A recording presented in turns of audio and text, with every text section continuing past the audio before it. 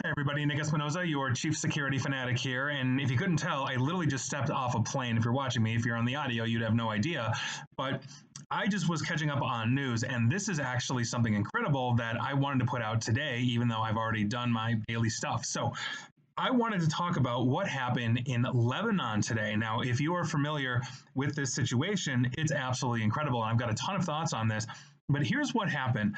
Apparently, and almost simultaneously, hundreds of explosions went off across Lebanon specific regions, specifically hitting Hezbollah members. Now, Hezbollah is that Iranian cutout group that is in Lebanon that has been fighting the Israelis, and so everybody's pointing to the Israelis for doing this. I think it is them as well, although I have not found a place where they are taking credit for this yet. But what happened was pagers, hundreds of pagers, like, pagers that we used to have back in the 90s that Hezbollah was using, obviously attached to their bodies, pretty much all went off and exploded simultaneously, killing a ton of Hezbollah fighters, Hezbollah people, as well as injuring several others. I've seen pictures, I've seen videos, and it is absolutely insane. So I started getting messages basically saying, hey, did you hear this? Did you see this? All of that. That's why I went looking.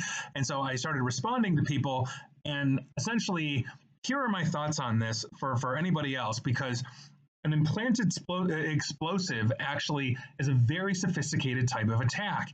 And so there's a couple of different ways that they could have pulled this off. So the first one is they actually implanted an explosive in the unit and then remote detonated it either via cellular network, or if they're in proximity, they could use like 802.11 wireless and convert that. We used to convert 802.11, I believe it was G, into spoofed cell towers for like Verizon, AT&T and stuff. So you could do it that way. I would think it's cellular network though, primarily because they hit such a wide area, and so they wouldn't have been doing this with a single fake cell tower in Lebanon. Now, the other side of this is that they could use something like a Stingray technology to attack the 3G receiver in the unit. Now, with Stingray, you can do things like not only blackout communication, but you can do things like drain batteries, and you could possibly overload batteries as well. But the pictures and the damage really does make it seem like they were able to implant explosive devices into these pagers, which is a pretty unbelievable thing. And so this is what I'm thinking happened. My guess here is that given the damage that I saw, is that the Israelis figured out essentially who the pager supplier was for Hezbollah and started poisoning the supply. So Hezbollah is buying them from, let's say, a local retailer. The local retailer is getting them from a distributor. The Israelis start basically acting as a distributor, and they are starting to send pagers with implanted explosives into the retailer or the person, the middleman, whoever that is getting these things to Hezbollah and therefore spreading it out. Now, here's the thing.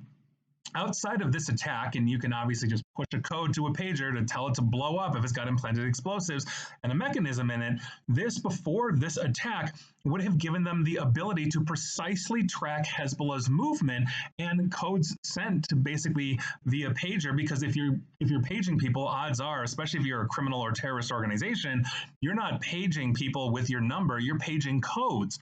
Right? So they would start to see the codes. They could start to build and track the network. This has the net effect of essentially striking terror into terrorists around the world, because now all of their communication equipment is 100% suspect.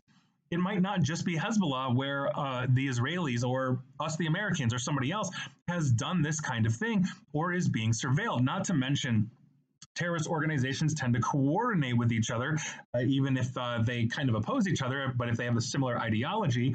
So we've seen Al Qaeda, basically link up with others, et cetera, et cetera. And so now the Israelis have a good understanding and insight, and I would hope they would be sharing that with other intelligence agencies on how these terrorist cells are moving, as well as how they are communicating with each other. This is a major, major win for the intelligence. And if you think about it, in one single shot, in one just massive micro explosions across Lebanon, Israel, and I do believe it's Israel, paralyzed terror cells around the world. They all have to get rid of their communication systems. They all have to change up their processes and methodology.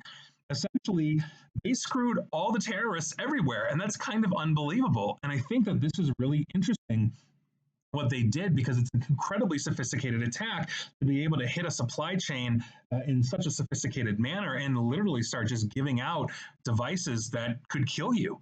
And so here we go. More information will come out on this, but those are my quick thoughts on this. This was absolutely insane. And I stepped off, like I said, I stepped off an airplane reading this, and I was like, oh my God, like, I have to talk about this today. And so here we are. And I guess, hey, if you're in a terrorist cell, we're going to find you. And please like, share, follow me here on Facebook and Twitter at Nick AESP. And please feel free to subscribe to me at YouTube as well. And as always, stay safe, stay online, and please attempt to stay private. Thanks, everybody.